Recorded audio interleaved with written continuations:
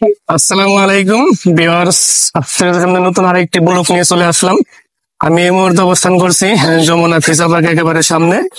আমরা কিন্তু যমুনা ফিচার পার্কের যে ভিসা সেন্টারটা আছে সেখানে গিয়েছিলাম, কারণ আজকে আমাদের ভিসা নেওয়ার ডেলিভারি ডেট ছিল। আমরা কোন মাধ্যমে ভিসা পেলাম এবং কয় দিনে আমরা হাতে ভিসা পেলাম সেই বিষয়টাই কিন্তু আপনাদের সাথে আজকে শেয়ার করতে যাচ্ছি। আমার সাথে কিন্তু আমাদের একটা ট্রিটমেন্ট গ্রুপ আছে, সেই ট্রিটমেন্ট গ্রুপের সম্মানিত অ্যাডমিন রফিকুল ইসলাম ভাই আছে। আমরা দুজনে কিন্তু একই সাথে ভিসার জন্য ফর্ম জমা করেছিলাম। আমরা আবার একই সাথে কিন্তু আজকে এই ভিসা ডেলিভারি করার জন্য কিন্তু চলে আসলাম। তা আমরা দুজনেই কিন্তু হাই কমিশনে গত 12 তারিখে আমরা ফাইল জমা করি। সেখান থেকে আমাকে কিন্তু 3 দিন থেকে 4 দিন পরে কিন্তু আমাকে ফোন করে।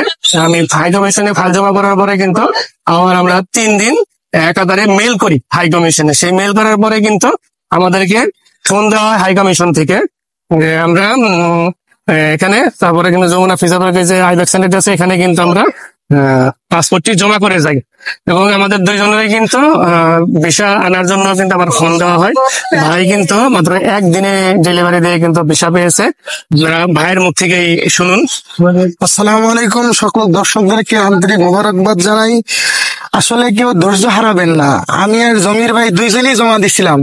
উনিও তো 3 দিনের ভিতরে ফোন পেয়েছে, আর আমি এরপরে আরো একবার জমা দিছি, একদিন পরে ফোন পাইছি ইনশাল্লাহ। এরপরে একদিন পরে আমি ভিসা পাইছি। আমি 17 তারিখ ফাইল জমা দিছি, 18 তারিখ আমার হাই কমিশনার থেকে ফোন দিয়ে বলছে আপনার ভিসা হয়ে গেছে। একদিকে ভিসা পাইছি ইনশাল্লাহ। দালালের খপ্পরে কেউ পড়বেন না, নিজে নিজে ট্রাই করবেন অবশ্যই। আরেকটা বিষয় যে সবাই দালাল থেকে দূরে থাকবেন। নিজে বারবার ফাইল জমা দিন। যদি একবার, অনেক সময় দেখা যায় ইন্ডিয়ান হাই কমিশনের কার্যালয়ে প্রচুর ফাইল হয়।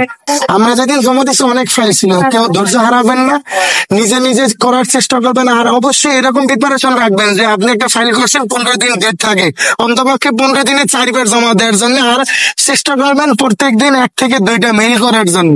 কারণ আপনি যদি দালালের দিয়ে ভিসা করেন, আপনার ভিসা না হওয়ার সম্ভাবনাই বেশি। কারণ আপনার যদি অথেন্টিক কাগজপাতি না থাকে, আপনি যদি রিয়েল না হন, সেই ক্ষেত্রে আপনার ভিসা হওয়ার চান্স কিন্তু খুবই কম। এর জন্য বলবো ধৈর্য ধরবেন, আর অবশ্যই দালাল থেকে দূরে থাকবেন, নিজে ট্রাই করবেন। আমি কিন্তু স্লটের জন্য অনেকের দেখছি নিজে ট্রাই করে স্লট পাইছে, হয়তো 2-4 দিন, 5 দিন, 1 সপ্তাহ সময় লাগে। এর জন্য ধৈর্য রাখতে হবে, ইনশাল্লাহ ভিসা হবে। আর দেশের পরিস্থিতি এই কারণে হয়তো ভিসা উন্নতি হচ্ছে না, তবে আগের থেকে অনেকটা ভিসা স্লট ছাড়ছে। এখন আগের থেকে অনেকটাই বেশি ভিসা পাওয়া যায়। বিষয়টা দেখেন, আমাদের বিষয়টা এই যে আমার ভাইয়ের ভিসা, ভাইয়ের আমি একসাথে কিন্তু আমাদের কিন্তু মেডিকেল ভিসা ছিল আমার 2টা, আর ভাইয়ের ছিল 3টা মেডিকেল ভিসা। আমরা কিন্তু আমাদের নিজের চেষ্টায় কিন্তু আমরা ভিসা পেয়েছি। আজকে কিন্তু ভিসা সেন্টারের ভিতরে কিন্তু হাজার হাজার মানুষ। আপনাদেরকে ছবি দিয়ে দেবো, আপনারা দেখতে পারবেন। যেহেতু ভিতরে ভিডিও করা এবং ছবি তোলা কিন্তু সম্পূর্ণ নিষেধ। তারপর আপনাদের দেখানোর জন্য কিন্তু আমরা কিছু ছবি কালেক্ট করেছি বা তুলেছি নির্দেশনা অমান্য করে, সেটা আপনাদেরকে দেখিয়ে দেবো। আর আপনাদের ভিসা সম্পর্কে যদি কোনো তথ্য জানার থাকে তাহলে অবশ্যই আমার ভিডিওতে কমেন্টস করতে পারেন, অথবা আমি ফেসবুকে লিঙ্ক দিয়ে দেবো, সেই ফেসবুকে আপনি আমার সাথে যোগাযোগ করতে পারেন। অবশ্যই যতটুকু জানি ততটুকু আপনাদেরকে বলে সহযোগিতা করবো, যে কোন মাধ্যমে আপনারা হাই কমিশনে ফাইল জমা করলে, মেল করলে আপনারা অতি দ্রুতই এই ভিসাগুলো হাতে পেয়ে যাবেন, কোনো দালাল ছাড়াই। কোনো দালাল লাগবে না, কোনো দালালের কাছ থেকে স্লট নিতে হবে না। দালালের কাছ থেকে স্লট নিলে যে আপনার ভিসা হবে তারা কোনো নির্দিষ্ট কোনো আপনার নিশ্চয়তা নেই, কারণ আপনার হাই কমিশন আপনার ফাইল দেখবে, আপনার কাগজপত্র দেখবে। আর একটি কথা বলে রাখি, যারা পুরাতন পেশেন্ট তারা কিন্তু বেশিরভাগই ফোন পাচ্ছেন বা ফোন তাদেরকে দেওয়া হবে, কারণ হাই কমিশনে এখন প্রচুর পরিমাণে ফাইল পড়ে। এই ফাইলগুলো দেখতে অনেকটাই সময় লাগে। আর আপনারা একটি ফাইল যখন পূরণ করবেন, এই ফাইলটা কিন্তু 15 দিন মেয়াদ থাকে। 15 দিন পরে কিন্তু এই ফাইলের কিন্তু আর বিশেষ করে ভিসা ফর্মে কিন্তু মেয়াদ থাকে না। 15 দিন পার হয়ে গেলে আপনারা নতুন করে ভিসা ফর্ম পূরণ করে আবার কিন্তু আপনারা হাই কমিশনে জমা দেবেন, এবং পরপর 3 দিন হাই কমিশনের যে ভিসা হেল্প নামে যে মেলটা আছে সেখানে আপনারা মেল করবেন।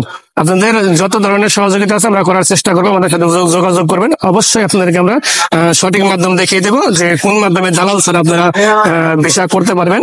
শুধুমাত্র মেডিকেল ভিসা বা মেডিকেল ভিসা এখন অ্যাভেলেবল আছে, আর স্টুডেন্ট ভিসা কিছু দিচ্ছে, এবং এনটি ভিসাটা কিন্তু খুবই গুরুত্বপূর্ণ একটি বিষয়। এই বিষয়টি সহজে কিন্তু পাওয়া যাচ্ছে না। অনেকে 2-3 বার কিন্তু হাই কমিশনে ফাইল জমা করেছেন, তারপরে কিন্তু এনটি ভিসা হচ্ছে না। আমরা একমাত্র আপনাদেরকে মেডিকেল ভিসার সম্পর্কে কিন্তু 100% তথ্য দিতে পারবো, আর বাদ বাকি তথ্য দিতে পারবো, কিন্তু ভিসা হবে কিনা সেটা নিশ্চয়তা কিন্তু আমরা দিতে পারবো না। আমরা আপনাদেরকে মেডিকেল বিষয় নিশ্চয়তা দিতে পারবো, যে আমরা যে মাধ্যম দেখাবো ওই মাধ্যমে আপনি জমা দিলে অবশ্যই আপনি মেডিকেল বিষয়টি পাবেন। তো এই পর্যন্ত আজকে দর্শক, এখানে আমরা আমার যা যার কাজে ফিরে যাবো, আমি অফিসে যাবো, ভাইয়ের ব্যবসা আছে, ভাইয়ের ব্যবসা প্রতিষ্ঠানে চলে যাবে। তো সকলে ভালো থাকবেন। যদি নতুন আরো কোনো তথ্য পাই অবশ্যই আপনাদেরকে আবার জানানোর চেষ্টা করবো। খোদা হাফেজ।